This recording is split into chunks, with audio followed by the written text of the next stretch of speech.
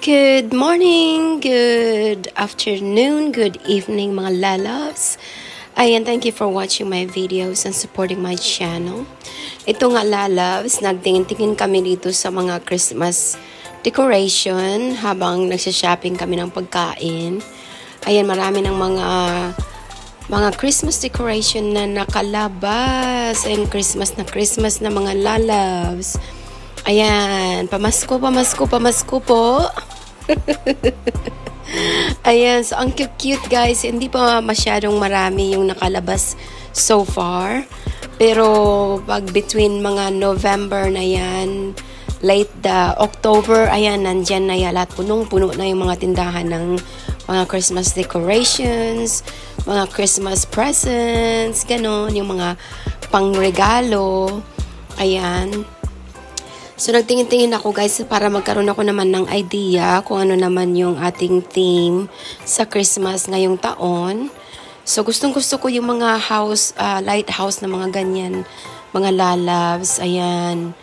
So, nagtingin-tingin ng lola kung ano ang mga nakasale. Alam mo naman, hanggang sale lang tayo mga lalabs kasi hindi afford natin ang full price, di ba? Ganarn. Ayan, so tingin-tingin. Ayan, yun na nga, marami naman din akong mga natira na mga Christmas decorations sa aking Christmas tree. Pero nagtingin-tingin din ako baka mayroong mga bagong labas na magustuhan ko na medyo mura-mura naman. Ganon. So, kaya nga ito, kami ng mga, nag-food shop kami ng mga apo ko. Ayan, nagtingin-tingin na rin lang ng mga Christmas lights. Ayan. Ayan, mega love shout out pala sa aking mga fingerlets dyan. Ayan, mga fingerlets kong mga lalabs. Ayan, ang dami na talaga guys. Oh. Ayan, meron pa silang mga bows, mga ribbons, yung mga wreath, yung pang decoration sa door or windows.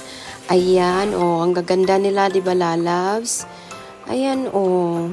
Sana all na lang talaga. Kung marami lang pera, bilhin na lahat ng mga gusto natin, 'di ba? Kaso wala, hindi afford ni Lola. Ayan pa yan, oh, yung Merry Christmas. Gustong-gusto yan ng apo kong babae. Yung yung Christmas decoration na yan. Ayan, nandito naman tayo sa mga Christmas tree, sa mga bows and wrappers, Christmas wrappers, ayan, mga ribbons, different kinds of ribbons. Ayan, pwede mo rin yan silang ilagay sa Christmas tree. Yung mga ribbons, different design, depende sa taste ninyo. Ayan. Yan, ang favorite na holidays ko guys, ay Christmas talaga. Ayan, yan ang favorite holiday ko sa lahat ng mga holidays. Kasi gustong-gusto ko nakikita yung mga ilaw ba na talagang ang gaganda.